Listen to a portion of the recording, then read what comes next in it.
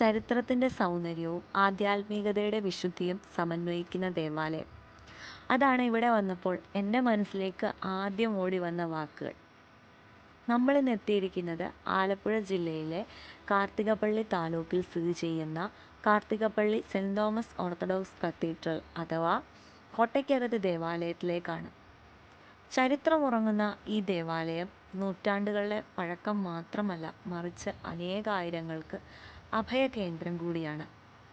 നിരവധി ആളുകൾ വന്ന് അനുഗ്രഹം പ്രാപിക്കുന്ന പരിശുദ്ധ മാർത്തോമാ ശ്ലീഹായുടെ തിരുശേഷിപ്പാണ് നിങ്ങളിപ്പോൾ കാണുന്നത്.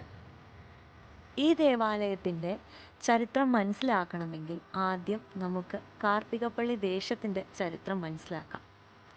ഒരു കാലത്ത് ബുദ്ധമതത്തിൻ്റെ കേന്ദ്രമായിരുന്നു കാർത്തികപ്പള്ളി.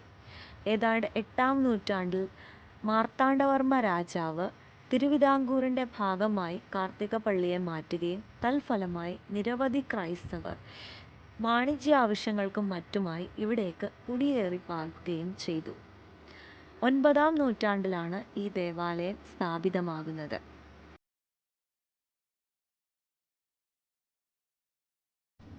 ഈ കാണുന്ന ഐക്കണുകളെല്ലാം കാർത്തികപ്പള്ളി ദേവാലയത്തിൻ്റെ സവിശേഷതയാണ്.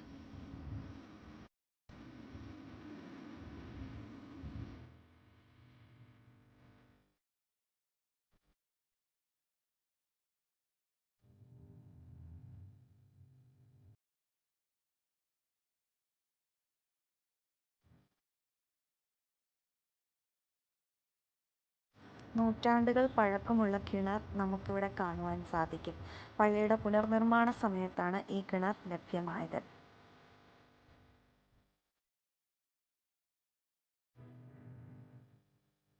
വലിയ തടികളിൽ കൊത്തിവെച്ചിരിക്കുന്ന നിരവധി മൃഗങ്ങളുടെ രൂപങ്ങളാണ് നമ്മളിപ്പോൾ കാണുന്നത്.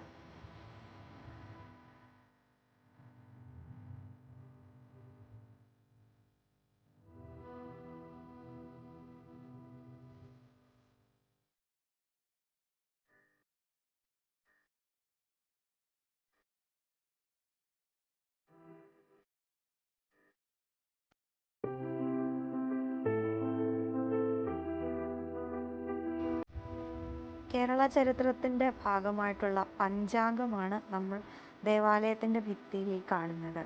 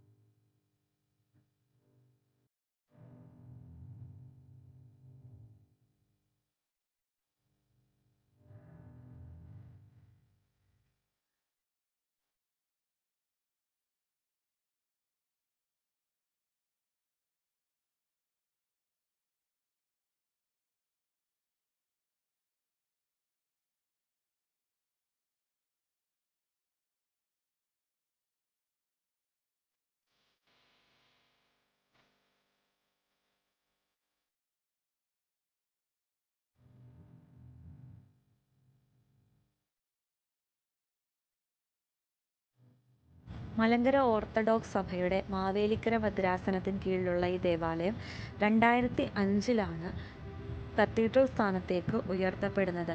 2007-ൽ നടന്ന പുനർനിർമ്മാണ സമയത്ത് ഇരുത്തി അടക്കിയിരിക്കുന്ന രൂപത്തിൽ ഒരു മെത്രാപ്പൊലീത്തയുടേത് എന്ന് വിശ്വസിക്കുന്ന തിരുശേഷിപ്പും ലഭിക്കുകയുണ്ടായി.